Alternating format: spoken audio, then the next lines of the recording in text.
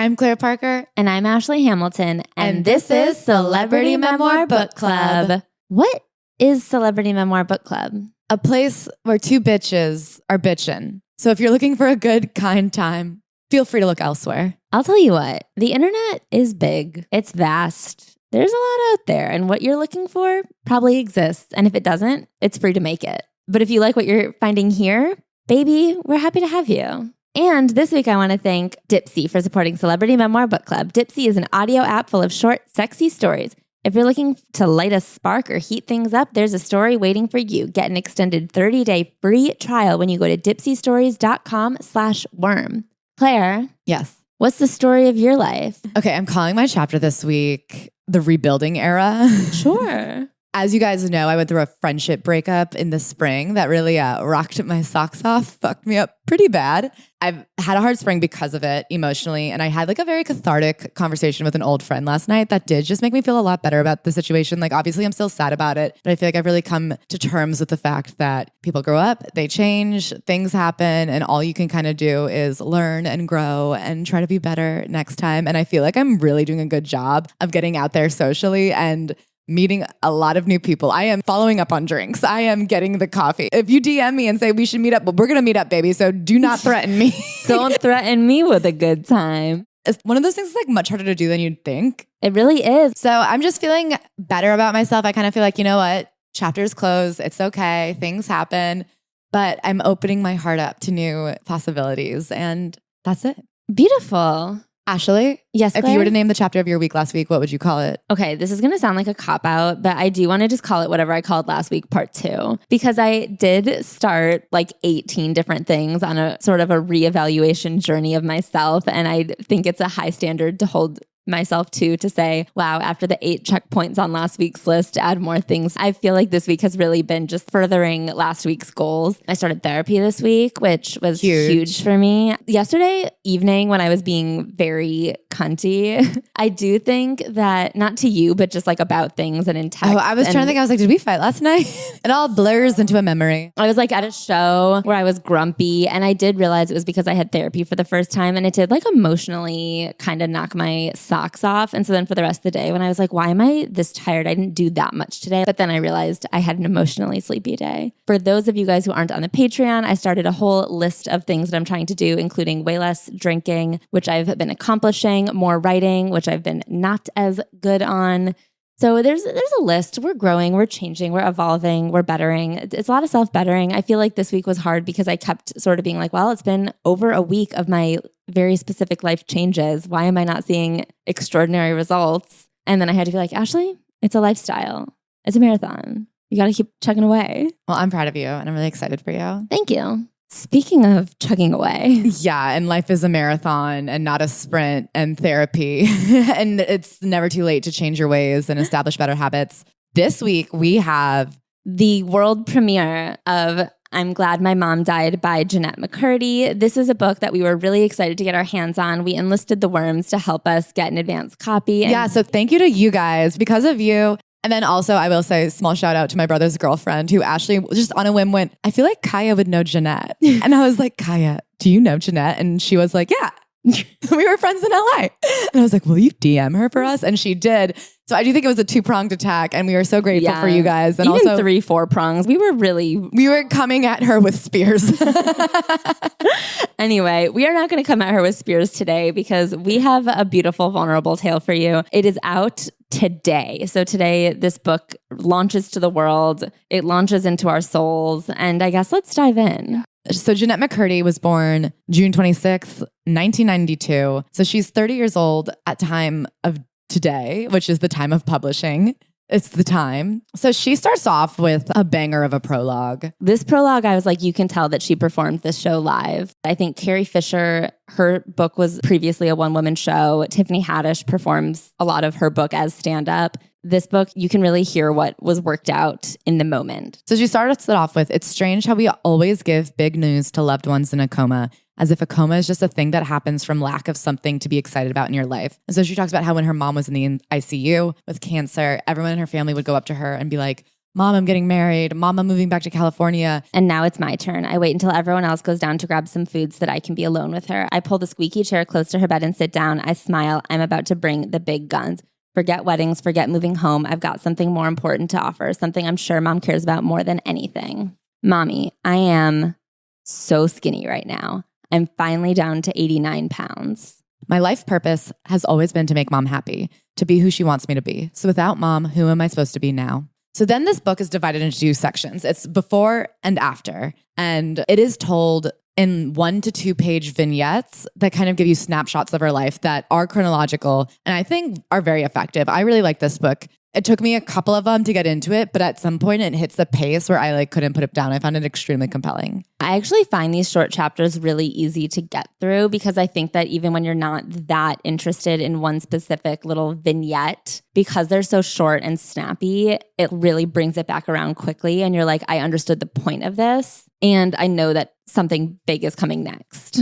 So she starts off with a picture of her childhood where it is very clear that her and her mom were extremely close, that her life's mission as a little girl was to worship her mom and make her mom happy. So she mentions several times throughout this book that she and her mom were best friends. She says, my mom was my best friend. I was her best friend. We completed each other. She is so proud of how connected and in sync they were throughout her childhood. And then the other key thing of her childhood was that her mom had survived stage 4 cancer. Mom was first diagnosed with stage 4 breast cancer when I was 2 years old. I hardly remember it, but there are a few flashes. But then she says it's brought up constantly in their life. She said, Mom reminisces about cancer the way most people reminisce about vacations. She even goes so far as to MC a weekly rewatch of a home video she made shortly after learning of her diagnosis.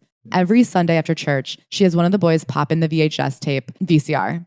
And then they just rewatch this video where the mom essentially has just found out she has cancer and is telling the family what to do should she die and how afraid she is of death and how much she loves them. So this chapter is written around one of Jennette's birthdays, and the way it ends is by her revealing what her birthday wish is this year and every year. She says, finally, the happy birthday song is over. The time has come, my big moment. I shut my eyes and take a deep breath while I make my wish in my head. I wish that Mom will stay alive another year. The fragility of Mom's life is the center of mine. So she paints a larger picture about her overall family. Their situation is they live in a house that is owned by her dad's parents, but they still have to pay rent to live in. And after the cancer diagnosis, her mother's parents moved into the house with them and just never moved out. So in this home, it's her mom and her dad, her 3 older siblings, the oldest of which is 15 years older than her, and then 2 middle boys, her, and then the 2 grandparents. And it is chaotic in there. She talks about how her mom is a full-on hoarder. It's so bad that the children's rooms are so full of stuff that they all sleep on a trifold gymnastics pad. In the living room. Yeah, that's where all of them, including the mother, sleep. The father sleeps in a little human-sized cutout on the bed in the parents' bedroom. The grandparents sleep on a couch in her old childhood room. And that's just how they grow up. It's very tumultuous. They were homeschooled, so they spent a lot of time in this house that caused her extreme stress. Yeah, they were Mormon, homeschooled. It doesn't seem like she had any friends or any experiences with anyone outside. And she does talk about constantly how her mom doesn't have any friends. They are each other's best friends, even when she's 3 years old. So she has this memory of being young. Her mom is doing her hair and telling the story for however many times that her mom always wanted to be an actress, but her parents wouldn't let her. She says, I want to give you the life I never had. I want to give you the life I deserved, the life my parents wouldn't let me have. Okay, I'm nervous thinking about what's coming next. I think you should act. I think you would be a great little actress. Blonde, blue-eyed, you're what they love in that town. So what do you say? You want to act? You want to be mommy's little actress? There's only one right answer. So now we get into stories that depict the fear that was always underneath Jennette's obsession with her mom. I mean, she loved her mom. When you're little, your mom is the only person in the world. She adores her mom, but she also took very personally the responsibility of making sure her mom was happy. Yeah. So she talks about how she felt like she could not have any say in her life that would tell her mom she was different than what her mom wanted to be. Yeah, and her mom would paint a lot of things very specifically for Jennette. So her mom was pretty afraid of driving on freeways, but because she was obsessed with making Jennette an actress, she would drive her obviously to auditions in Los Angeles. They lived about an hour to an hour and a half away. And she'd be like, I'm getting over my fears for you. I'm doing this for you. And you have these little moments, like one time after a callback, she takes Jennette to get ice cream and Jennette wants to get cookies and cream. And her mom says, don't you want nutty coconut? And she's like, no, I actually want cookies and cream. But her mom turns around alarmed. You don't want nutty coconut? I'm frozen. I don't know what to say. Mom seems upset that I haven't chosen nutty coconut. I pause waiting to see how she reacts before making my next move. There's a beat where we're both just standing at the ice cream counter looking at each other instead of at the ice cream. Then mom's posture softens and her eyes well with tears. Never mind, I want nutty coconut. You sure? Positive, I nod. Everything she does, she freezes, she watches her mom, she takes it in, and she responds based on her mom's reaction. Yeah, it seems like her mom has absolute control over what she wears, what her favorite colors are, and she knows not to ever fight back. She knows to take on whatever her mom's favorite things are to do. It's also clear that Jennette hates acting. The very first time she goes to audition for something, the casting agents take her mom aside and say, hey, if she doesn't want to do this, she's never going to be successful at this. And the mom is like, she wants to do this. Jennette's like, I absolutely do not want to do it. I hated it. It made me uncomfortable. I even tried to tell her it made me uncomfortable, but my mom just wouldn't hear it. So Jennette never wanted this at all. So when she finally gets the opportunity to audition for like a slightly bigger agent or manager, she doesn't do well. The mom has to call and be like, no, you do want her. Trust me, you want her. Like she was nervous in that audition, but trust me, she's going to be great. And the agent is like, you know what? Fine, I'll take her if she takes acting class. So she has to take an acting class, which she hates. The mom would constantly play the cancer card. She'd be like, shouldn't you give my daughter a call back? I had cancer. She tells a story later about the agent is like, you have to go take acting classes. And the acting teacher doesn't allow parents in the room. And her mom goes, well, I can't go anywhere else. I have cancer. I have to sit. And so she's the only parent present. Jennette literally never gets an hour away from her mother. Her mother is always watching and making sure she's behaving exactly as the mom wants her to. She does a really good job of illustrating the confusion in her head of following the directions of the adult in charge and her mom. So in acting classes, she says her mom would just be sitting exactly where she could see her, sort of coaching her with her eyes, mouthing the words. And then the teacher would say something different and she wouldn't want to disappoint her mom, but she also didn't want to do bad in class because doing bad in class would disappoint her mom. So it's this constant back and forth in her head of like, who am I supposed to listen to right now and for what? So she does a really good job of slowly, like drip by drip, painting this picture of her mom and her, I would say having a codependent relationship, but like her mom just being extremely overbearing and kind of a narcissist. I mean, but just very a literal narcissist. Very controlling. And then she also gets more into the details of what her home life was like. The mother and the dad always fought if they were speaking at all. Most of the time, I think they were like ships in the night, but her mom was always complaining that her dad was a lazy nothing, that he made no money, he didn't support anybody, that he was an absentee father. She's always throwing him out of the house. She tells the story, I don't need help, you need help, she screams, runs into the kitchen. Dad starts taking off his shoes, thinking dumbly that maybe it's over. Maybe mom's mood has shifted and she's back to normal. How could he not know? How can he never know? 1, 2, 3, I count in my head, less than 10 seconds before she comes back. 4, 5, 6, 7, she's back and carrying a kitchen knife, the one that grandpa uses to chop her vegetables every night. Get out of my house, she yells, get out. The last time mom forced dad to sleep in his car for a few months back. Typically he's kicked out about once a week or so, and with good reason. Mom says he doesn't help the family enough. He's always late from work. He's probably cheating. He's not interested in his children. He's an absentee father, etc. The fact that he's gone by this long without getting kicked out is a miracle. He should just be grateful. We also see that the dad is just not involved. I mean, he's just there. He's just taking it. They don't sleep in the same room. The only time we see her dad pop up throughout her childhood, she has one good memory of like going on bike rides to dance class with him. I think it was like once. Yeah, going on a bike ride to a dance class with him. And then everything else, she's like, he spelled my name wrong on a birthday card. And it was a birthday card she was grateful to get. She couldn't believe he had showed up to a birthday party of hers. One time he took her to his work event. He worked at Home Depot and Hollywood Video. And she got to go to the Christmas party and she was so excited. And then she later found out her mom had insisted she go because she wanted Jennette, who was like 6 or 7 or 8 at this point, to do recon to see if he was cheating with anybody from work. So now we also have at this point a couple of really shocking developments about the mom. First of all, Jennette talks about an early role as a background actor where she ends up getting upgraded to principal actor. And within this story is embedded a little nugget that she goes to the bathroom on set. I think she's 8 years old at the time. Sorry, I say while I poop, because she had been told don't ever go to the bathroom because then you'll be seen as difficult on set and they only want to work with easy to work with children. Yeah. So she is like so apologetic that at 8 years old, she has to go to the bathroom. And mom wets a paper towel with water. I'm embarrassed she still insists on wiping my butt. I tried to tell her recently that now that I'm 8, I think I can handle it. But she looked like she was going to cry and said that she needs to do it until I'm at least 10 because she doesn't want skid marks on my Pocahontas underwear. I know if I did it, there wouldn't be skid marks, but it's mom's tears I'm more worried about. So now we're in the weeds with auditioning. And with every audition, with every rejection, the mom will just take a whole left turn and a swing in a new direction. So at one audition, the feedback they got was that Jennette was not pretty enough. So then they start spending hours each week doing like a maintenance trip to CVS where they would whiten Jennette's teeth, dye her eyelashes. At one audition, it turns out she had to dance and Jennette wasn't a good dancer. So the mom signs her up for 14 dance classes a week. She's spending hours a week in dance class. At one audition, they like whip out a pogo stick and they're like, for this role, you would need to be on a pogo stick. Jennette doesn't know how to pogo stick. So the mom does not let her stop practicing pogo sticking until she can do 1,000 jumps consecutively, just in case pogo sticks ever come up again. Meanwhile, Jennette still hates acting. She says, I don't like sitting on the little studio stage, acting out a scene in front of everybody. I don't like to be observed. I like to do the observing. And at this point, Jennette also developed symptoms of OCD. And she thinks that it's religion. So they're also churchgoers. Jennette's the only one who actually likes it. They just kind of go. I don't really know why, but she's always hustling the family out of the house to make sure they get the maximal time at church because that is their only time a week because they're homeschooled, that they're not in their oppressive, scary, messy home. She really depicts how much she internalized trying to control her mother's mood swings. So she talks about trying to get everybody ready to go to church on time. And one of the sons spills a little bit of milk. So she's like running, trying to clean it up. She's so scared. She knows if there's milk on the ground, her mom will have a tantrum. She's banging on the bathroom door because her grandma's in there on the phone with a friend. And she's like, she needs to get out so that everyone can brush their teeth. And she says to her grandma, she's like, we need to get in here. And her grandma on the phone goes, she hates me. Why does she hate me so much? It just is like everyone in that family is so crazy. I think she has a little bit of normalcy with her grandpa, but her mom's mom is also like extremely manipulative and verbally abusive, having temper tantrums and always accusing like a 6-year-old Jennette of hating her and being mean to her and not liking her enough.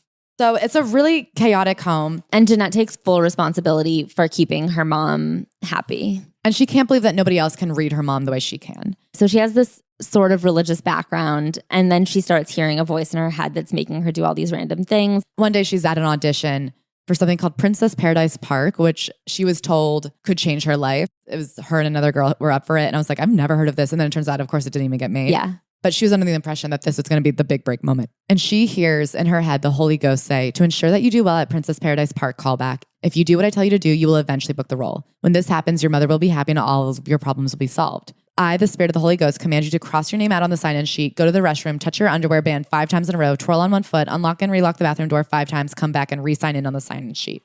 And so she believed it was the Holy Ghost because apparently in Mormonism, you're told around this age, you're going to start hearing the Holy Ghost in your head. So she just assumes the Holy Ghost is talking to her. And for the next several years, she has all these little rituals that everyone just kind of brushes off as Jennette's rituals. And in her mind, they're her communications with the Holy Ghost. Only her grandpa is like, I think she has OCD. And her mom says, she does not. Jennette's perfect, all right? She does not need help. And so then she overhears this conversation and she says, Holy Ghost, I ask internally, are you Holy Ghost or are you OCD? Of course I'm the Holy Ghost. This still small voice answers back in my mind. So that settles it. She's very like, well, I don't know. I'm 8. And she just talks about this auditioning process. I guess she had started when she was 6 and she's just hacking away at it. She talks about going to auditions when she has an 140-degree fever because her mom is like, you don't want to seem flaky. It's really all her mom cares about. And then finally, she develops a very specific and special skill. She learns to cry on command. And it changes her career. She becomes the crying girl. Whenever they need someone who can cry on command, she's their go-to gal. She is great at it. She becomes notorious for being able to do it. And people are calling her agent and manager being like, we need that cry girl.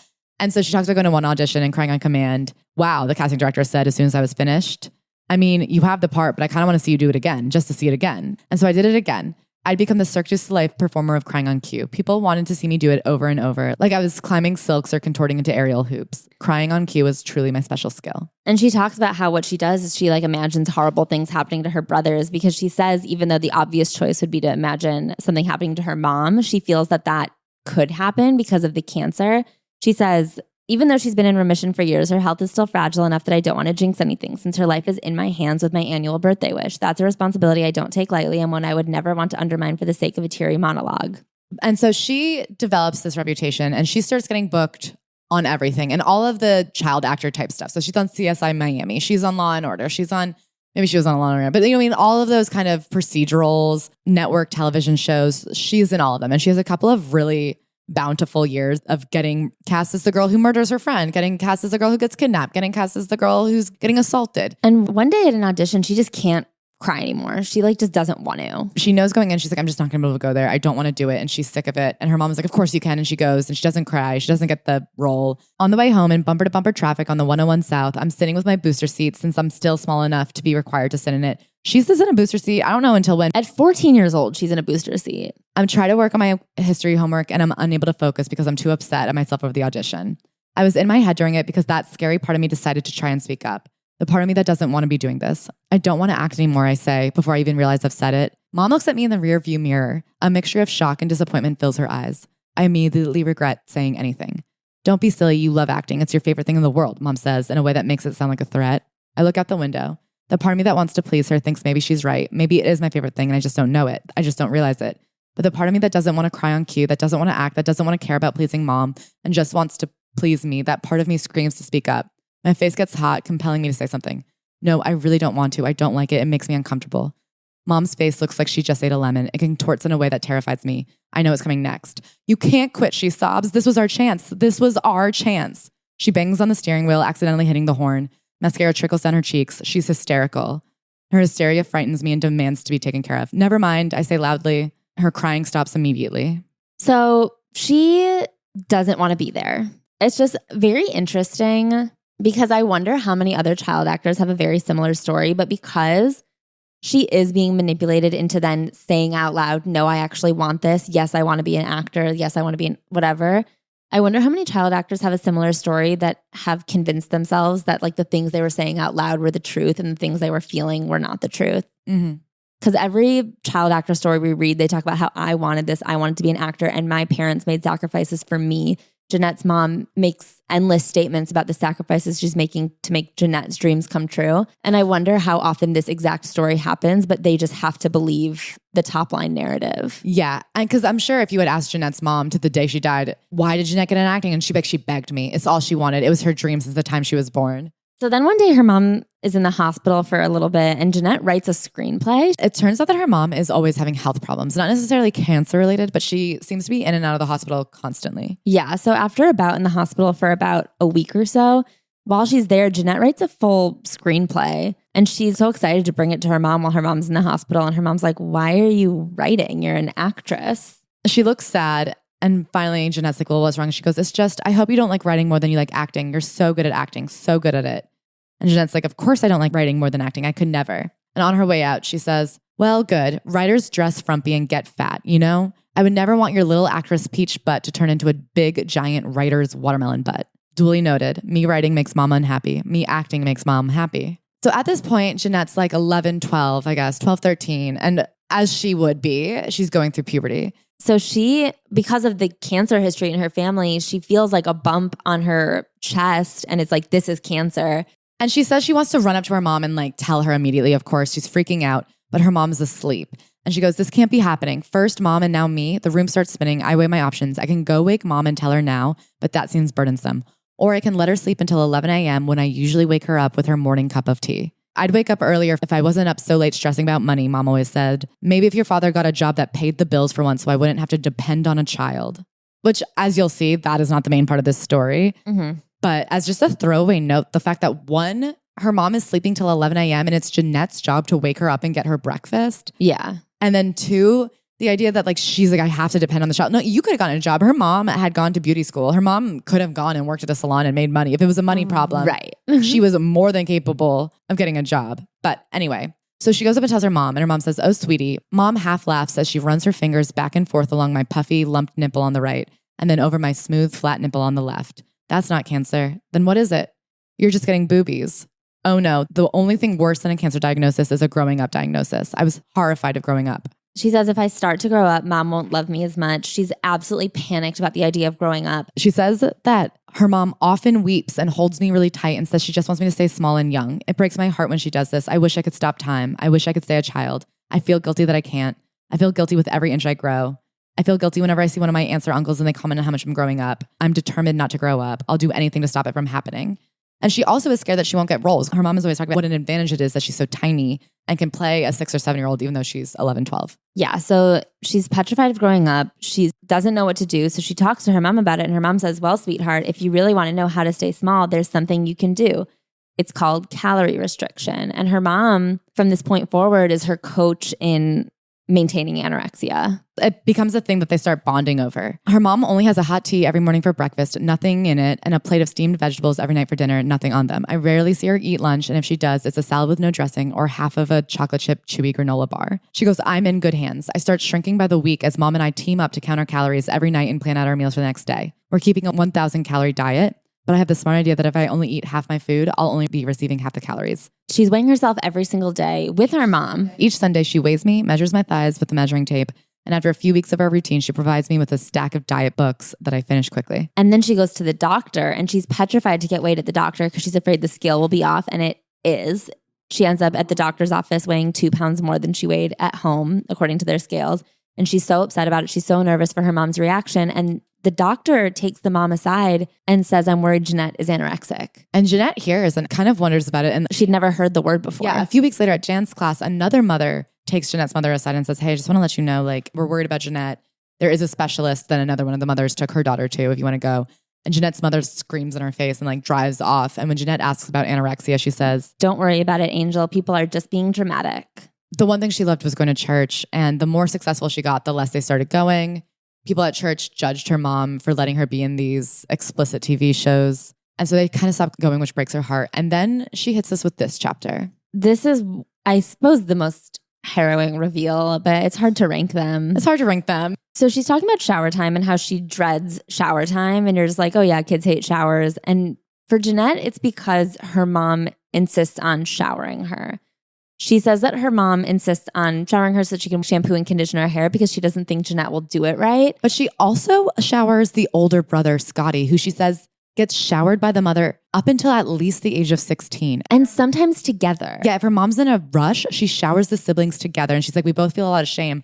One time Scott asked if he could shower himself. Mom sobbed and said she didn't want him to grow up, so he never asked again after that. And in addition to being showered with her teenage brother, she says, whether or not Scott's there with me, Mom gives me a breasts and front butt exam, which is what she calls my private parts. She says she wants to make sure that I don't have any mysterious lumps or bumps because those could be cancer. I say okay because I definitely don't want cancer. And since Mom's had it and all, she would know if I do. I usually just try to think of Disneyland when Mom is doing the exams. I think of the next time Grandpa will sign us in. By the time the exams are done, a huge wave of relief washes over my body. And I usually realize it's the first time I've felt my body since the exam started. It's weird. When the exams are happening, I feel like I'm outside of myself. Like my body is a shell and I'm disconnected from, and I'm living entirely in my thoughts. And so we were talking about, honestly, how this was happening so late into their lives. And I do think it has a lot to do with the homeschooling and like they don't know a lot of other kids. Yeah, it seems like they're completely closed off. She has no other friends. Her dad isn't really involved. It seems like her grandma's a crazy person, and it seems like her grandpa feels very incapable of making change, even though he notices that it's bad. He'll be like, a child shouldn't be supporting the family. You should get to be a kid. That's the thing is she really gives the grandpa a lot of credit for saying something, but it doesn't feel like his words had any effect. But so now I feel like at this point, to tell your 11-year-old daughter, we're going to get you on a diet so that your body never goes through puberty, to be giving her breast and vaginal exams every time she showers her, to be showering your 16-year-old. I'm like, oh, so this is an absolutely crazy, horrible, abusive woman. Yeah. And then she gets iCarly. So when she was 14 years old, still in a booster seat, they get the call that she has been cast in iCarly. And I think meeting Miranda Cosgrove, I think this was her first ever friend that was her age that she ever had, because her only friends, the only people she knew that were her age were from church, which were people she saw once a week and in very limited quality time. And also they look down on her. At church, she's considered a second-class Mormon. Yeah. Because they didn't go that often and they weren't that serious about it. So I don't think she had a ton of friends there. Right. And then the other people she meets her age are in audition rooms. And she says very specifically, like her relationship with Miranda Cosgrove was special because she had never met a fellow child actor that she wasn't competitive with. Like no one had ever been nice to her. She hadn't formed a bond with anyone. They would always just kind of see each other auditioning, be like, you're the competition. I fucking hate you. Goodbye. And then I also think her relationship with Miranda Cosgrove really developed. She says that they didn't really get to talk that much on set, but they like did AIM chat every night. And so they like really bonded being able to go home and AIMs. The celebrities, they're just like us. I was like, wow, what if you had accidentally stumbled upon Jennette McCurdy's AIM? That would have been cool. So then she gets into working on iCarly, and she doesn't talk a lot, but she opens on the scene of being in wardrobe and standing behind a curtain. And obviously she has a lot of shame around her body, specifically of her body going through puberty. And she's like, I don't want to come out. I don't want to come out. I hate this. I want to be done with this wardrobe fitting. I asked if I could please just try on a one piece with board shorts the way that I feel most comfortable in a bathing suit, being covered up. But our wardrobe designer said that the creator explicitly asked for bikinis. And so she had to have me try on one or two of them. So he had the option. She exclusively refers to Dan Snyder as the creator. And I do think the way this book is written, it is a very tactical way to have written a book emotionally explaining the abuse without walking herself into a legal trap. What she does tell is a nod to all of the rumors we've heard that Dan Schneider did abuse the girls on his show, that he was obsessed with them, and that he was also just a maniac and an abusive boss. But she doesn't say anything explicit, but we will obviously share with you guys everything she does say. But yes, I guess I want to say, without accusing her of having suffered anything more horrible than she cops to, I do think the way she talks about it, which is what Ashley was saying, could suggest more. I think she gives you just enough to nod and say, everything you've heard and more. It was bad. Here are some things that I can show you that confirm the rumors to a degree that allows you to assume what else happened. Yes. So as we can see here from this wardrobe fitting, everyone on set is an agent at his disposal. She even says later, even though they hire various directors for the shows, Dan Schneider is controlling everything, every move, every outfit. He sits on set and makes every decision. I also do think, now that we're talking about it again, I hesitated to be like, more happened than she admits to, because the book is so honest and she gets into so many details about her mom and like the abuse that she underwent with her mom. But I'm like, well, her mom is literally dead. Yeah. And when you think about when she gets into dating, she switches a lot of names for everybody she's dated. I realized, and I don't want to get into it really because she doesn't get into the book, but she does not talk about like her nudes were leaked at one point. She never talks about that, which I think is her right. And I'm proud of her for making the decision to be like, I'm going to reclaim that narrative by ignoring the narrative. But when I realized that, I was like, okay, there is a lot that got left out of this book. It's not that she gave us every detail of everything. It's that she was able to be honest about her mom because her mom is dead and cannot sue her anymore. Yeah. And I also think, like you were saying earlier, this is like a heavily therapized book. And I think she started going to therapy around like 25, 26. Mm-hmm. She's currently 30. So that means we're a few years in. There's probably other stuff that's like for later. Yeah, I'm sure she's talked in therapy about what Dan Schneider did to her. I do think there's just only so much you can say in a book if you're not willing to go to court over it. And I don't think she wants to go to court over it. Well, that's what I meant, is I think this book is like a very delicate illustration of like, these things happened, you're right. But she can only say so much without walking into a very dangerous zone for herself. Like, she has to protect herself. So she gets into scenes from being on set. She talks about having her first kiss on camera. I think she's 15 or 16 at this point. Move your head around a bit more, Jennette, the creator yells from off camera. I try to do as the creator tells me. I honestly try, but I can't bring myself to do it. He gets over and he just screams at her face. She talks about how odd it is to have to kiss on camera. The creator storms off, heading to Crafty for his chips or his bagel or his minestrone soup. I watch him go. I'm sad I didn't please him. She says, I feel like the creator has two distinct sides. One is generous and over-the-top complimentary. The other is mean-spirited, controlling, and terrifying. I've seen the creator make grown men and women cry with his insults and degradation. He'll call people idiots, buffoons, stupid, dumb, sloppy, careless, R-word, and spineless. The creator knows how to make someone feel worthless. I feel that I always need to be on guard around him, catering to him emotionally. I feel similarly around the creator as I feel around my mom. On edge, desperate to please, terrified of stepping out of line. So now she's at this dinner with the creator and her mom, two people that she's petrified of.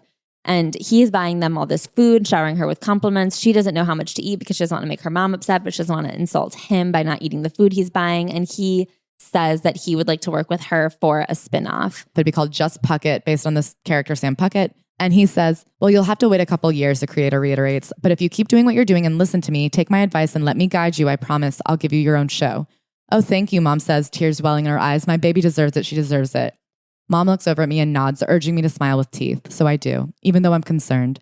The creator was very clear that his offer had a contingent, me listening to him, taking his advice and letting him guide me. And even though a part of me appreciates the creator, a part of me is scared of him. And the idea that I'll have to do everything he wants is intimidating to me. Why don't you seem happier? You're getting your own show, Mom says on our drive home. I am happy, I lie, very happy. Good, Mom says as she glances at me in the rearview mirror. Because you should be. Everyone wants what you have. Can I say this book does a really fucking good job of making you not want that shit at all? I will say, no offense, but if there's a single listener of this podcast who still makes their kid a child star, I agree with you. I've got a fucking little target on your back. That's gonna be my new thing, is just making blanket threats I did it last week too. Yeah.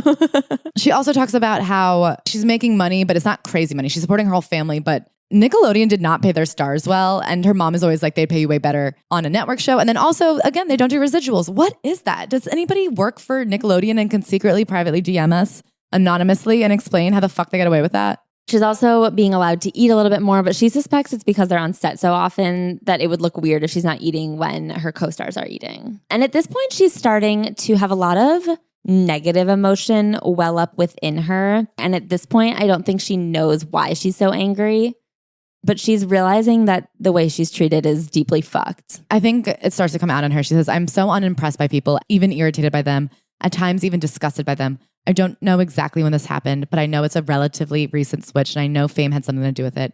I'm tired of people approaching me like they own me, like I owe them something. I didn't choose this life. Mom did.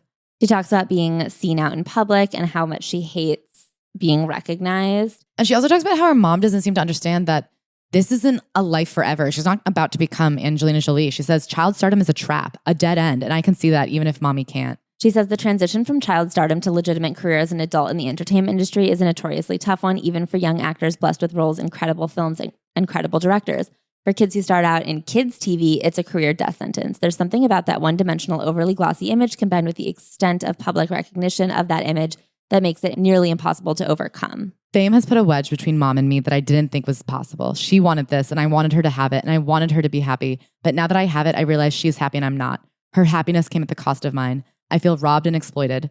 Sometimes I look at her and I just hate her. And then I hate myself for feeling that. And I tell myself I'm ungrateful. I'm worthless without her. She's everything to me.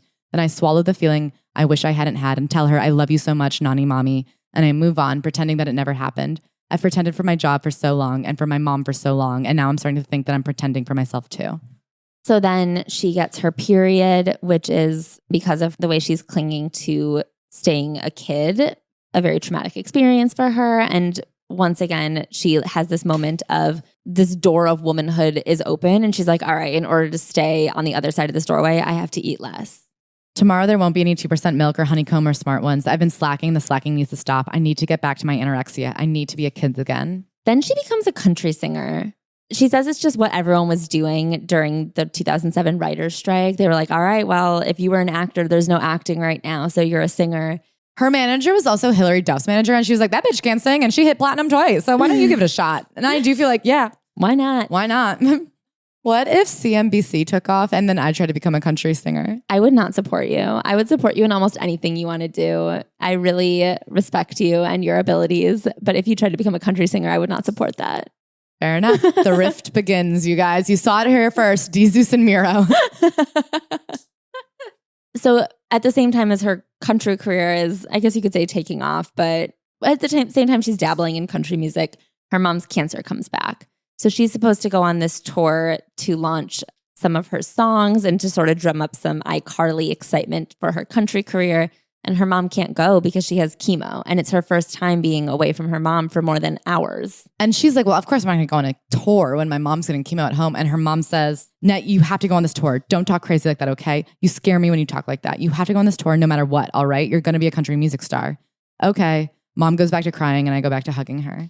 So on this tour is her first time alone and she feels guilty for not being with her mom, but she says, this enjoying myself part of me feels fresh and new and exhilarating. I feel free. I'm even able to shower myself. And it's the first time in her life she's been alone and she like loves it, but she feels so guilty for how much she loves it. And of course, without her mom there, she starts to eat and binge. And she says, the fullness I feel after my meals is nice and new to me, but it's immediately usurped by a deep sense of guilt. Guilt that this is not what mom would want, that mom would be disappointed in me. The guilt drives me to eat more, boxes of Cheez-Its and store-bought cookies and pieces of candy or fruit roll-ups or whatever goodies are on the bus.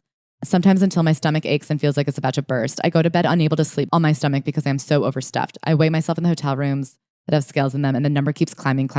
I'm horrified with every pound gained, but also feel unable to stop. I've been starving myself for years and now my body is begging for me to stuff myself. So on this tour, she also meets a boy. It's her first time really being interested in someone because all of her romantic experience has been on set, like for the cameras. And so she has a crush on this guy. He likes her back. They end up kissing. She drops the nugget that she is 18 and he's 27. And the thing is, she's not just 18. She is like the most sheltered, truly like a homeschool Mormon. I don't know how years on the set of iCarly didn't teach her a couple of things, but she is truly so sexually inexperienced and unaware. So she says he kisses her and she doesn't know that if she likes him and she doesn't think she does, but she likes being kissed. And she's like, my vagina feels weird. And when I touch it, it's wet and I'm grossed out by that. So I take a shower because I think something's wrong with me. Like she doesn't know anything. Basic mechanics of human sexuality. And so when you think about like a 27-year-old man, here's this quote unquote country star who is a TV star. She's just so innocent and young and immature. And to be attracted to that is like so disgusting because he clearly was just going after her and trying to take advantage of the fact that she was so vulnerable. Yeah, I mean, it's really horrifying, and it's the first of several that she writes about. So then this leads right into a conversation, a dinner she had with Dan Snyder, the creator. They're at dinner together and he makes her drink alcohol. She'd never had it before. And he was like, the Victorious kids get drunk together all the time. The iCarly kids are so wholesome. We need to give you guys a little edge. So here's her boss, an old adult man, making her drink alcohol at dinner because she's trying to get the spinoff. Yeah, and she has to do it. He bullies her into it and he keeps saying, it'll make you better. She says they pit the two shows against each other a lot to make them try harder for his approval. And he is so back and forth in his feedback. He says, are you excited to have your own show? And she says, sure. And he's like, well, that's it. You should be more excited. And she said, no, of course I'm excited. And he said, good, because I could give a new show to anyone, you know, but I didn't choose anyone. I chose you. And she says, thank you. And he says, don't thank me. I chose you because you're talented. And she says, I'm confused. He said he could choose anyone, which made me not feel special. But now he's saying he chose me because I'm talented, which makes me feel special. This kind of confusion is normal around him. And I take a sip of water while I try to figure out what to say next. Then at the end of this dinner, he keeps testing her to see if she is grateful. He says, you're about to be a star in your own TV show, for crying out loud. You know how many kids would kill for that opportunity? Every last one of them. I nod along. He reaches out and places his hand on my knee. I get goosebumps. You're cold, he says, concerned. I don't think that's why I got the goosebumps, but I agree. It's always best to agree with the creator. Here, take my jacket. He takes off his coat and drapes it around me. He pats my shoulders. The pat turns into a massage. Oof, you're so tense. Yeah. Anyway, what was I saying? He asks while he keeps massaging me. My shoulders do have a lot of knots in them, but I don't want the creator to be the one rubbing them out. I want to say something to tell him to stop, but I'm so scared of offending him. Oh, right, he says, remembering the train of thought. Every kid out there would kill for an opportunity like the one that you've got. You're very lucky, Jennette. I know, I say while he keeps rubbing me. And I do know. I'm so lucky. Cute Lucky by Britney Spears. So then she decides to get her own apartment. She's 18 years old now. She's got money of her own. And because her mom is very sick, she can't keep driving her to LA. I guess she had been living with her parents an hour north of LA where she's from. And at this point, her mom was going to chemo so often and had so many appointments that she just needed to be close by. So they get her an apartment, I assume in the Oakwoods. Yeah. And they also get a PA from iCarly to drive her back and forth because Jennette's not allowed to learn to drive because her mom won't let her. And she's like, I can live on my own. I can handle it. I went on tour alone. I can shower myself. And her mom's like, yeah, but your hair looked greasy on tour. I saw pictures. Finally, she's so excited to get her own apartment. Her parents move her in. It's fully furnished already. And the day of, her mom is very weak and in a wheelchair. And her dad carries her up the stairs, puts the mom on the couch.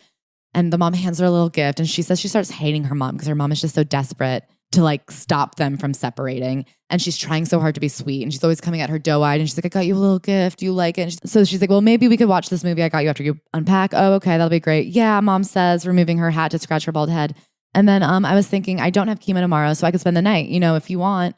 She looks at me doe-eyed, wringing her hands nervously. I immediately know what this is. This is not mom spending the night. This is mom spending every night for the foreseeable future. This is mom moving in.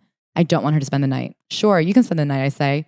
And I continue to say it every night for the next 3 months until eventually she doesn't even ask anymore. She just expects it. This is not my first ever solo apartment. This is our apartment. We are roommates. Then she starts seeing someone. So she gets a crush on one of the writers from iCarly who has a girlfriend and is 32. She's 18. So they have plans to sort of secretly meet up, and she has to figure out a way to have her mom not sleep over. And so she says she's having a sleepover with Miranda, and her mom knows something's up and flips out. She says, you're lying to me, you liar. I'm going to find out what's going on. Mark my words, you filthy lying whore. And you better bet your ass off I'll be able to sniff out the lies on you tomorrow when you come back, she says dramatically. It's obvious to me how much mom wants to be an actress. Right, Mark? Mom whips her head around to my dad, who has been there the whole time, not saying a word as usual. He nods quickly, scared of her wrath. Fed up, I grab my backpack and start to head out. I'm going to figure out what you're up to, you liar. She runs and she meets up with her boyfriend. This is her first ever official sleepover. He had just broken up with his girlfriend. He'd been with her for 5 years and they're finally together. Jennette wanted this one romantic first date with her first boyfriend. He's hammered. So fucked up drunk. And she's like worried in the car driving with him. She had rented for them this hotel room so they could be alone together. He gets in and he just starts crying. What have I done? What have I done? We were together for 5 years. 5 years. We just moved in together. We were going to get married. I lie down next to him and hug him. I'm the big spoon. He rattles on about his regret. And then he goes, you won't even have sex with me. And she's like, it's true. I won't have sex with him. Even though my family stopped going to church, there are still plenty of rules. And she just isn't, I mean, obviously she has a lot of trauma. She's not ready. So then he says, well, will you at least just give me a blowjob right now? And she was like, no, I don't want to. She's like, we could make out. And he goes, I don't want to make out. I'm 32 years old. And so then she does give him a blowjob and she doesn't know how. She asks how. And he was like, ew. So she does it and he finishes. And then she goes, something came out. Oh my God, something just came out. Yeah, it's cum. Joe looks at me with a dull annoyance. What's cum? Joe turns on his side, facing away from me and clutches a pillow tight to his chest. He takes a long breath. What have I done? He asks. Yeah, Joe, what did you fucking do? Shut the fuck up, Joe. I'll kill you. He's a 32-year-old man who just took advantage of an 18-year-old girl and he's crying.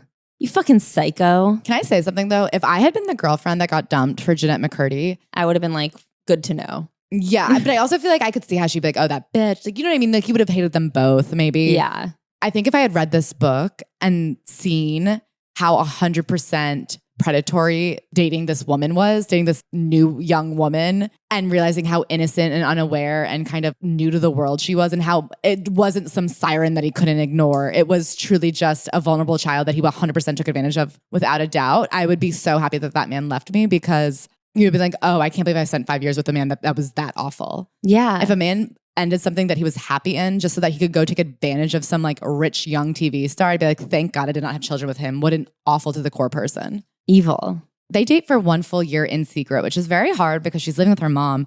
She says, sure, 50% of the time things are chaotic and tumultuous. Joe's drunk and I'm hysterical. Joe's upset that I'm too possessive and I'm upset that Joe's gotten back into debt 3 weeks after I paid it off for him. But the other 50% of the time, things are great. Oy, oy, oy, oy, oy. As I've said, it shouldn't be close. If you are like, I don't know if we have as many bad days as we have good ones, like it shouldn't be close. Especially when you're 18. Especially when you're 18, especially when he's an adult man, especially when he's drinking all the time, and especially when you're paying all his debts off for him. Jesus. Anyway, so then they go on a trip to Hawaii.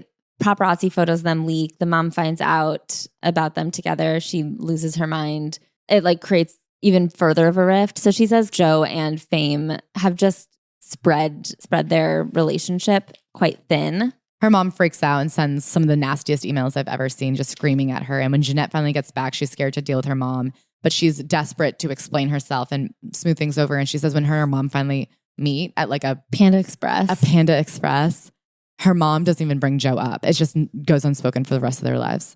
Instead, she says, Jennette, will you sing The Wing Beneath My Wings at my funeral? And she becomes obsessed with making Jennette practice enough to sing that song at her funeral. And that's all she'll talk about. It was just so manipulative and morbid. So then the mom slips into a coma. So she has a seizure. She's in a coma. Around this time, iCarly ends. Everyone's sad. And I think one of her biggest worries is that her and Miranda's friendship will dissolve since they were friends because of the show. And I don't think Jennette has any experience or examples of friendships existing outside of a certain work environment. But I can attest that their friendship did not end because the show ended. They end up staying friends for quite a few years and then they do eventually drift apart, but I feel like they'll be friends again if they want to be. She does finally break up with Joe because her mom is dying and she's like, I just can't be with you while she's dying. But mostly she's like, yeah, that was an excuse. I was just repulsed by him. So I was glad that she got out of that. Yeah, me too. She, like every celebrity, has a horrific story of a nurse coming up to her and saying, are you? The nurse asks. If it hadn't already happened 25 times at this hospital, I'd be shocked someone had the audacity to ask if I'm Sam Puckett while I'm sitting across from my dying mother. Her mom is a frail, withering away woman, bald from cancer treatments, in a coma, and this nurse has the audacity to ask for a photo. Yeah, even after she goes, no, it's not me. And she goes, well, can I take a photo anyway? My niece will never believe how much you look like her. Insane. If you are a nurse, I beg you to refrain. I have to say, if there's one piece of compassion I felt for celebrities, I do think they should get like a no-fly zone in hospitals while people are literally dying. Anyway, so her mom actually does come out of the coma, but is not well. Like she's not technically in a coma, but she's not there. I think this is like an experience known to anyone who's suffered loss. You know, there's a year where just every day they're preparing for the worst. And every time it gets bad, they think, well, this is it. And then it'll never be good again. But you never know when the end is actually here. Right. So then her friend is like, do you want to just go to San Francisco with me?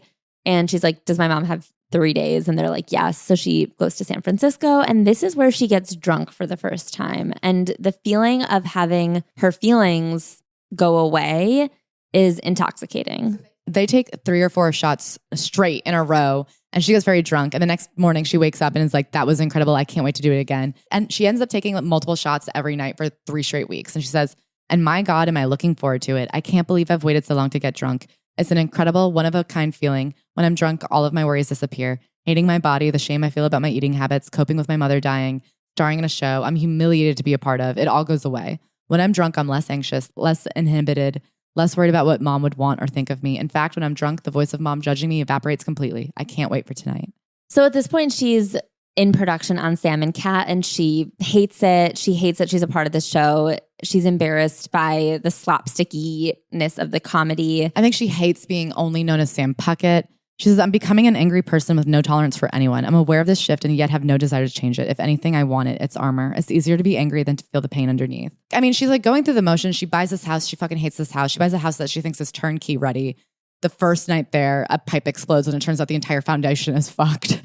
So she's just like constantly having to completely gut renovate her home that she's also living in. She's not in a good place. She hates her job. Her mom is dying. She's like dating a couple random guys, and she talks about how it's actually quite freeing to not love someone, which is a sad thing. Yeah, she lives in fear of having that hormonal thing that she's heard women get where you have sex with a man and fall in love with him, and she does not want that experience. So she talks about this guy she's dating at the time when she gets the text from her dad that he's like, I think this is it. You have to come now. And she doesn't really believe him. Nevertheless, he insists. And so she gets on a plane. She skips some big Nickelodeon thing and she goes. And she says she's texting this guy. She says, hey, I'm really sorry. I can't do this right now. My mom's going to die and I need some time to just be alone. Hope you can understand. He goes, don't say that, boo. Your mom's not going to die. I roll my eyes. I've told him 12 times that my mom's dying of cancer, but he acts like she has a sprained ankle. He has no concept of loss. I feel like the world is divided into two types of people. People who know loss and people who don't. And whenever I encounter someone who doesn't, I disregard them. So then, of course, her mom dies like that hour. Yeah. She says, I go back to my text tab and click on the chain with the current guy. I look at his last text. Don't say that, boo. Your mom's not going to die. I text him back. She just did. So the family watches her die, and I guess they're all numb. And the first thing they do is they go to the mall. And Jennette's like, well, I needed a new phone case. So we go to the Apple store. So at this point, the book divides into the second half, which is after. So the whole book is organized around before and after her mom died. And so the first night after her mom died, she goes back home, texts all of her friends and says, I can't be alone tonight. I need you guys to come over. They all come over. She gets super drunk. They go out to a sushi place and she hasn't eaten in weeks. She's so small and she's been restricting so hard. And suddenly she's drunk and she's like, I can't control myself anymore. I need to eat. And she just orders everything. And she says she gets an extra bottle of sake and like everything on the menu. And she just gorges herself. So she has tried to throw up her food before and been unable to. But in this moment, she's like, I'm just going to make it happen. She goes up to the bathroom. She purges everything she just ate. And she's like, this is a new beginning. So what if I fucked up and ate? So what if I failed? So fucking what? All I have to do is shove my fingers down my throat and watch my mistake be undone. This is the start of something good. There's a lot happening at once during this part of the book. The next heap of the book happens within like 2 or 3 months. So on Sam and Cat, she is like deeply resentful of Ariana Grande, which she explains in a way that doesn't put the blame on Ariana Grande. She's being told constantly, like, thanks for being such a good sport. Thanks for being such a good sport. And I know why I'm hearing this phrase so often. It's because my co-star, Ariana Grande, is a burgeoning pop star who misses work regularly to go to sing at awards shows, record new songs, and do press for her upcoming album while I stay back and angrily hold down the fort. I understand on a surface level why she has to miss work, but at the same time, I don't understand why she's allowed to. I booked 2 features during iCarly that I had to turn down because of the iCarly team wouldn't write me out of the episodes to go shoot them. I'm a good sport. I'm a good egg. I'm the good one, the one who's not difficult, the teacher's pet. But now I'm over it. I've become a better person and I'm resigned to the fact I can't change my circumstances. So why try to change who I've become as a result of them? I'm done being a good sport. So she is like frustrated and she keeps saying like, well, I guess to be in the movie, they would have had to write me out of a bunch of episodes. And Ariana only takes like rehearsal days off and does half shooting days. And then at some point she takes an entire week off. And the way they get around it is they say that Ariana was trapped in a box for the whole episode. And she's like, I can't fucking be in a movie. And yet here I am acting with a box while Ariana gets to sing at the BBLs. What is it? The BBL Awards. Who's got the best butt? She says what finally undid me was when Ariana came whistle toning in with excitement because she had just spent the previous evening playing charades at Tom Hanks's house. That was the moment I broke. I couldn't take it anymore. Music performances and magazine covers, whatever, I'll get over it. But playing a family game at a National Treasure 2-time Academy Award winner and 6-time nominee Tom Hanks's house, I'm done. So at this point in her life, she's just drinking all the time. She's kind of having casual flings. She's never had sex to this day. But she is like going out a lot and she's decided she's getting ready to. So she's met this one guy. She thinks she really likes him. She decides, all right, I'll probably end up having sex with him eventually. Like we'll make out tonight and in a couple weeks, I'll be ready. And so she goes to this party and she's drinking a lot. She's very near blackout drunk. 2 hours later, we were back at my place. Liam dropped Colton off on the way. It was just the two of us. And Liam throws me onto the bed and takes off my copper dress. I'm dizzy. The room is spinning. I'm wasted. I'm confused. Where the fuck am I? What's happening? I finally ask. I'm having sex with you, Liam says, in a tone that nauseates me. It's halfway to a baby voice with the same inflection as what a baby voice would do, but without jumping up an octave. I kind of want to stop. This is not at all how I intended to lose my virginity. I never expected it would happen tonight. I thought tonight would be a night all about a magical first kiss and the virginity thing would be done in a week or two.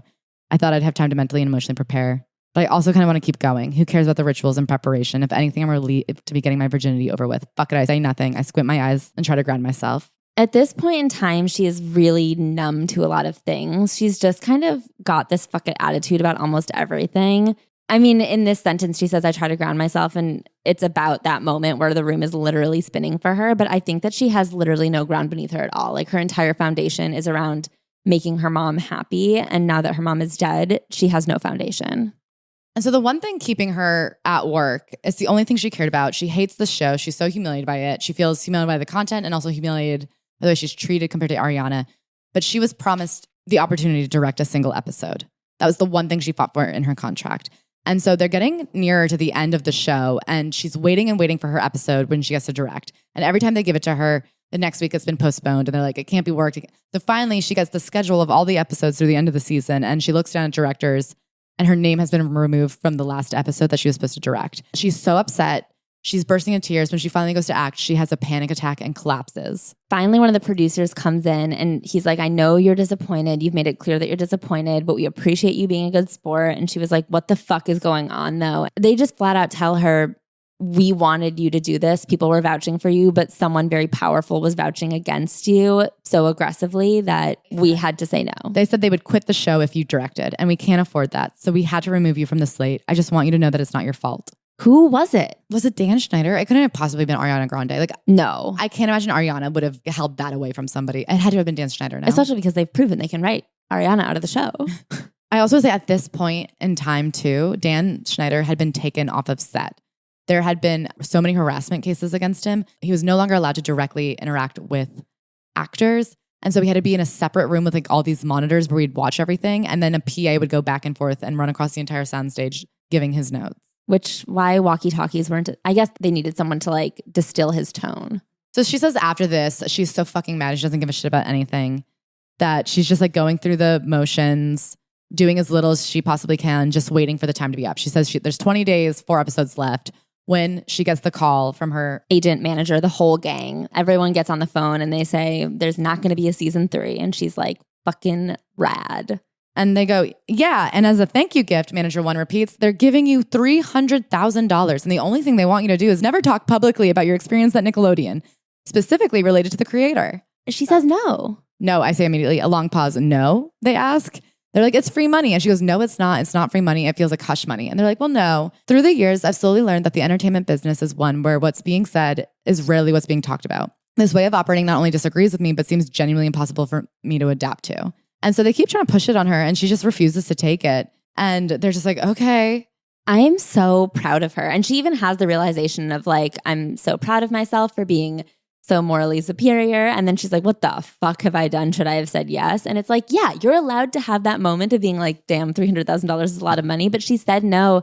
And she got to write about the creator a little bit at whatever level she's allowed to. And I don't know. I'm very impressed. She's like 20. I mean, she never was in it for like all the fame and all the money. Like it is a different type of person. Yeah. That's the thing. Is like she doesn't like any of the things money has gotten her. The show has been over for 3.5 weeks, and the story in the press is that it ended because I was upset that my co-star was getting paid more than me, which is upsetting to me because it's untrue. My manager told me it was canceled because of a sexual harassment claim against one of our producers. That has to be Dan Schneider. Of course. She's just frustrated and she's mad and she hates being known as Sam Puckett and she just hates that this is her life. And she goes, I'm aware enough to know how fucking annoying and whiny this all sounds. Millions of people dream of being famous, and here I am with fame and hating it.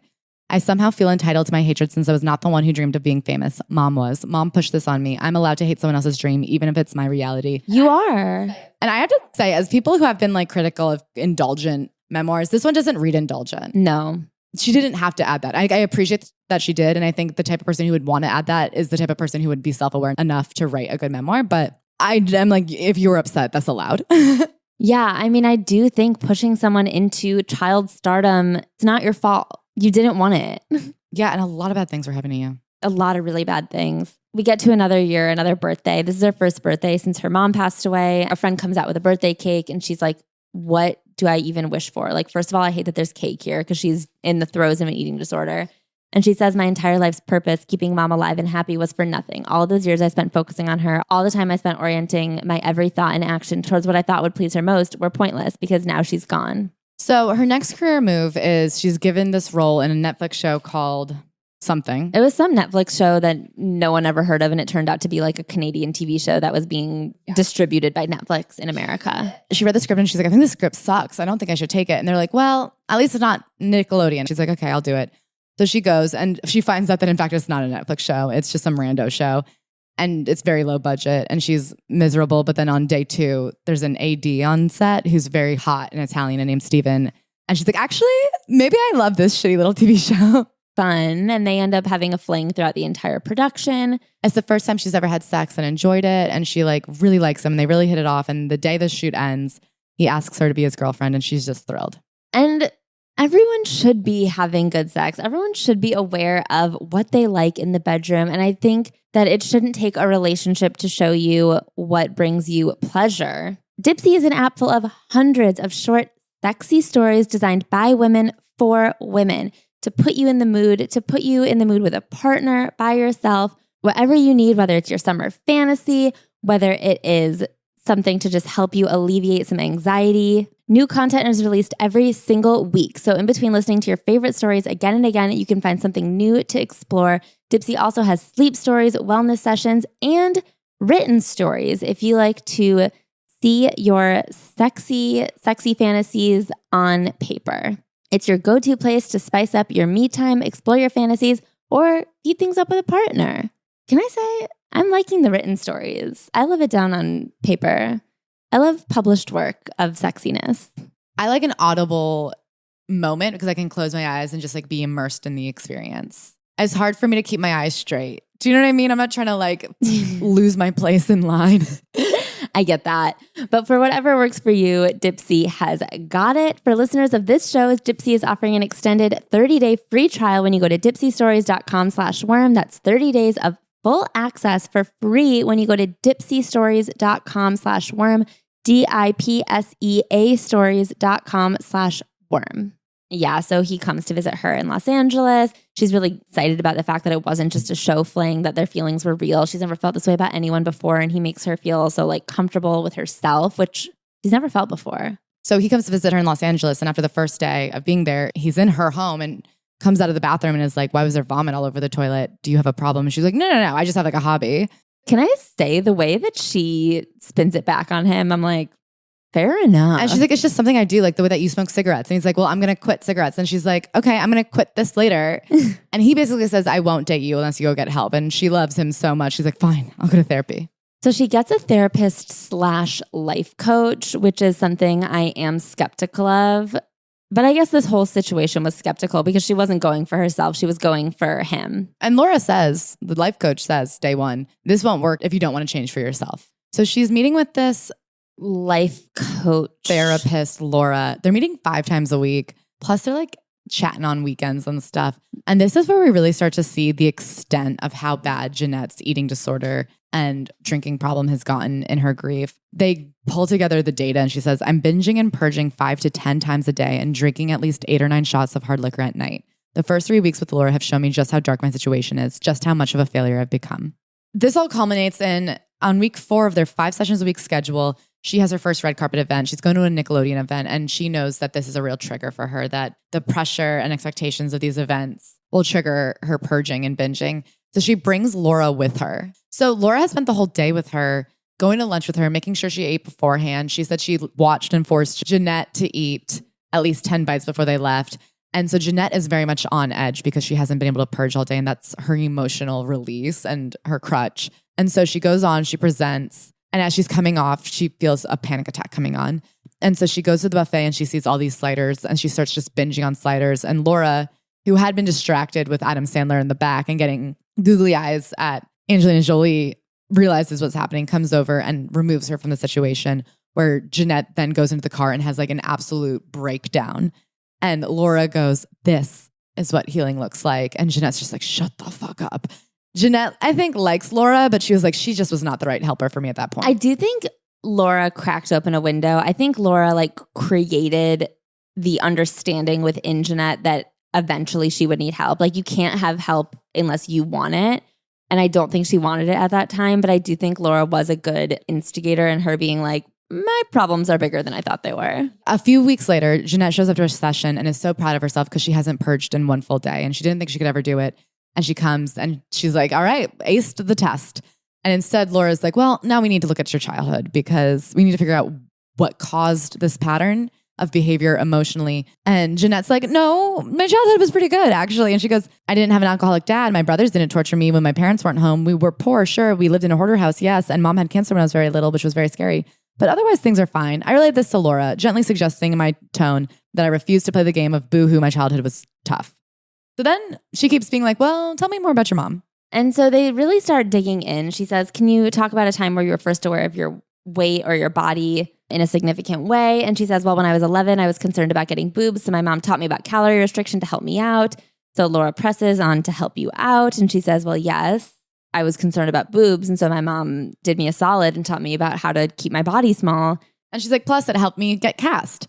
And Laura goes, Jennette, what you're describing is really unhealthy. Your mother essentially condoned your anorexia, encouraged it. She taught it to you. That's abuse. My mind flashes back to the first time I ever heard the word anorexia when I was sitting on the paper cover table in room 5 at Dr. Tran's office. Suddenly, I feel like that little 11-year-old girl who's scared and uncertain and confused.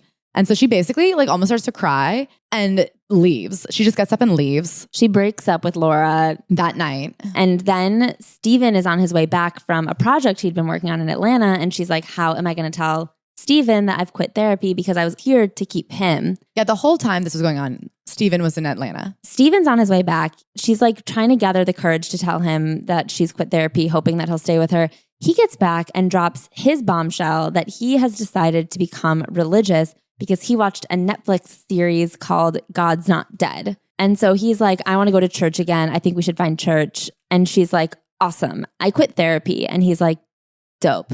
He says, you don't need therapy, not if you have Jesus. So she's like, all right, well, I guess I'll count it as a win though. So they start like church hopping. She really indulges. They even try Scientology. Then she finds out that now that he's very religious, he doesn't think they should be having sex anymore. Yeah, and she's pretty upset with that because she's like, well, having sex with him is the only time that I like forget about myself. So then she goes to lunch with her dad, who has been more proactive in their relationship since the mom died, but is still not a significant part of her life. Yeah, and apparently has a new girlfriend who was the mom's one and only friend. And it was like her frenemy. Jennette said she has memories of her growing up, of her always talking about what a bitch Karen was, but also like it was the only woman she ever got lunch with in her life. She goes to lunch with her dad. She could tell that he's getting ready for an announcement. And she's like, him and Karen are probably going to get married or some stupid shit. Yeah, it's been 1 year. And she's like, honestly, we're not okay with the fact that they're going to get married, but whatever. Who am I to judge? I can't deal with it. So he sits her down to give her this big announcement. And finally he blurts it out. Dustin, Scotty, and you are not my biological children. Huh? I'm shocked. I feel the color drain out of my face and I'm sure about to pass out.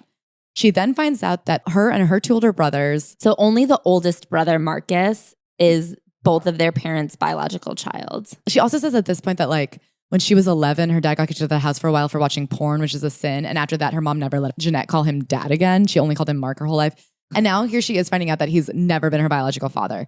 And that she and her 2 older brothers are the product of a decade-long affair that her mom had with one man. And she's just like, do you know who it is? Like, do you know how long we want? And he's like, I don't really know much except for that. Yeah, it's one dude. I know his name. I can give it to you. So, I mean, that does explain why the mom was obsessed with the dad cheating. It's always the cheaters who are worried about cheating. Anyway, I don't understand why the dad stayed, but... I mean, what is wrong with this woman keeps having children with one other man and you're just still in a hoarder house while she's berating you and sleeping in a person-shaped hole in the hoarder bedroom. In the house that your parents own while you're supporting her parents. Like, what was wrong with him?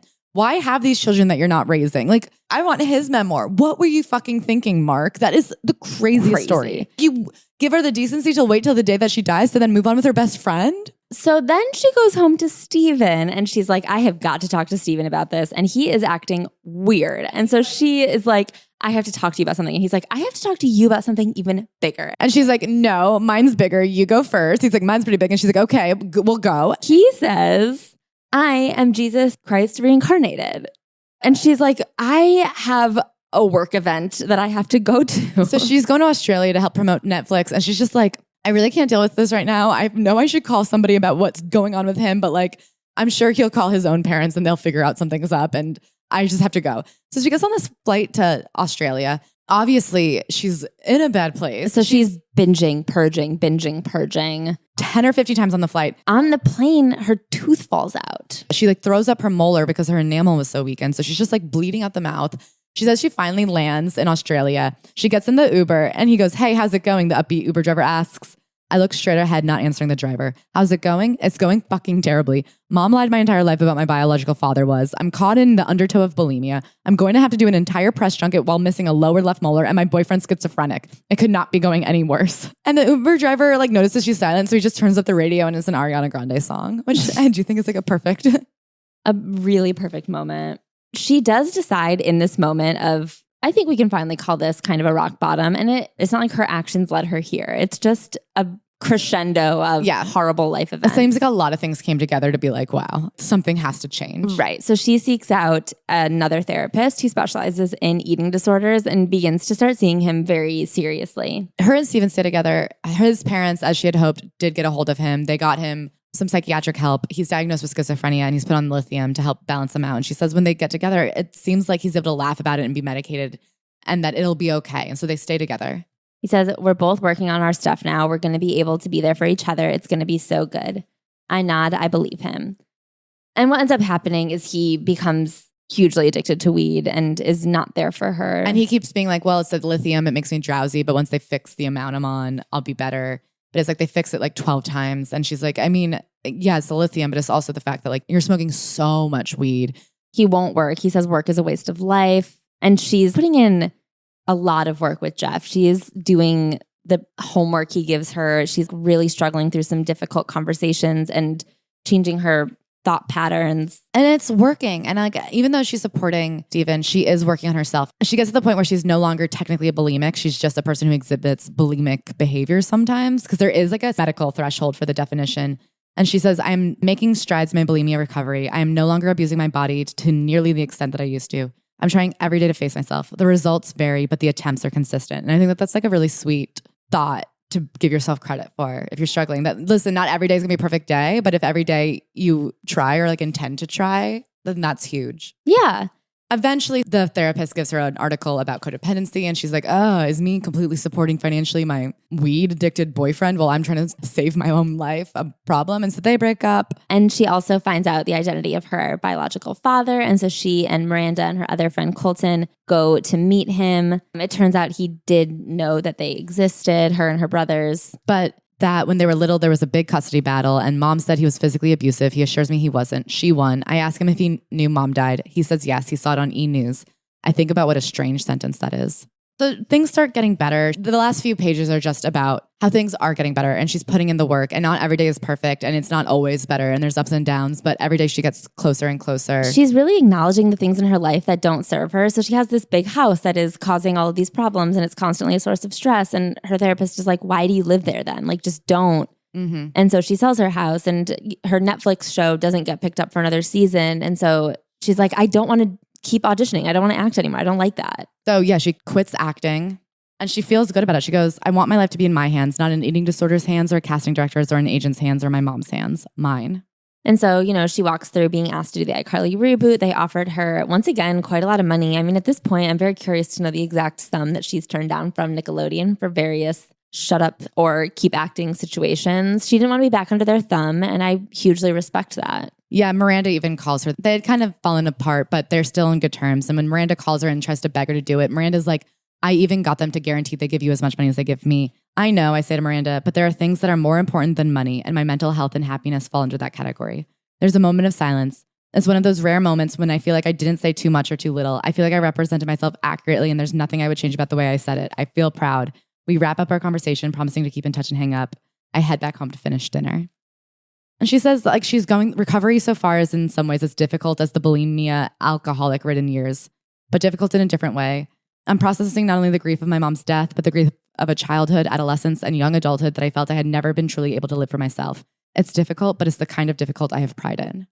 Yeah, so she's come to the realization that her mom was an abusive narcissist, that like there was armor that she put up that like maybe she needed for a certain amount of time. And I think that like with every step, she's ready to address more and more, and she's able to take on more and more of her own understanding of her childhood. And I think that she's doing a lot of really good work. It ends with her visiting her mom's grave, which her mom had made her promise to visit every single day of her whole life. And she'd felt guilty for so long for not going all the time. And she's like, I had put my mom on a pedestal. And she says, now I realize my mom did not deserve her pedestal. She was a narcissist. She refused to admit she had any problems despite how destructive those problems were to our entire family. My mom emotionally, mentally, and physically abused me in ways that will forever impact me. She gave me breast and vaginal exams until I was 17 years old. When I was 6 years old, she pushed me into a career I didn't want. She taught me an eating disorder when I was 11 years old. She never told me my father was not my father. Her death left me with more questions than answers, more pain than healing, and many layers of grief. And she says, there's things I miss about her. I miss her pep talks. I miss her childlike spirit. I miss when she was happy.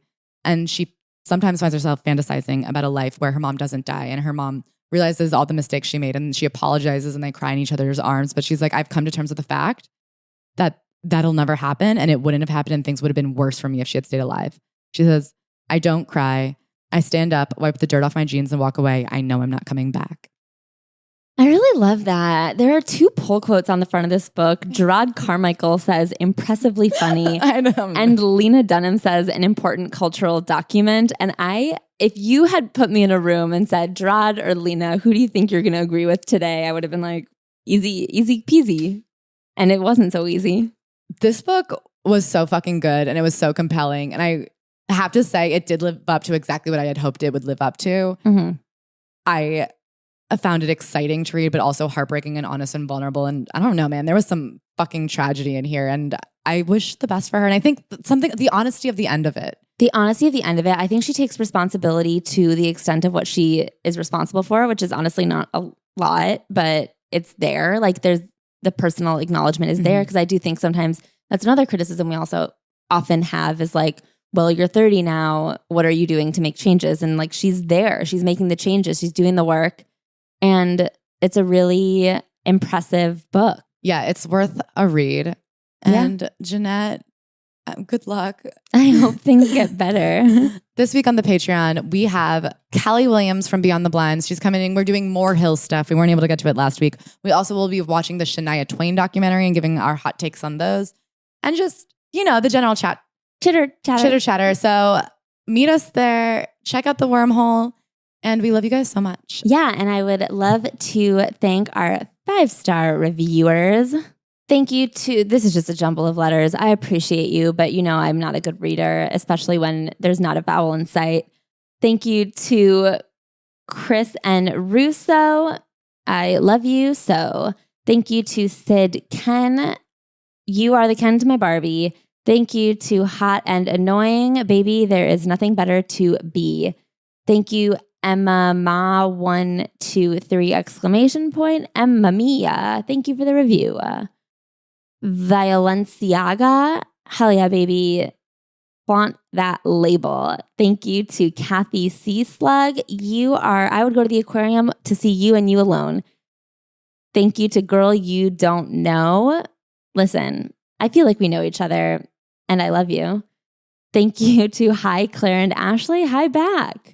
Thank you, Marcy Urena. Have Marcy. You are the best. Thank you, Miss Carly 26. Listen, Jennette doesn't miss iCarly, but I miss you. Thank you to Profcast. You are the #1 prof in my book on Rate My Prof. Thank you to Alma Pans, the cutest pans in town. Thank you to Madison Kuchar, not to be confused with Ashton, the #1 Kuchar in my opinion. Thank you to Basil's mama. You've raised a beautiful herb. Thank you, Call of the Disco Ball. I hope you find your disco ball this weekend. Whole Ash, you are all of the ash I need. This is 2 emojis. I think they're paper. I appreciate you on paper and off. Thank you to Ala Foley 6. I appreciate the follies. Emma Specht. I expect this is a beautiful review. Thank you to Mara QMQ. I have a Q and it's, how did you leave such a great review? Thank you to Burn. Baby, you're on fire. Thank you to C123. I see you and I love you. And I think that's all for this week. Thank you guys. You're the best.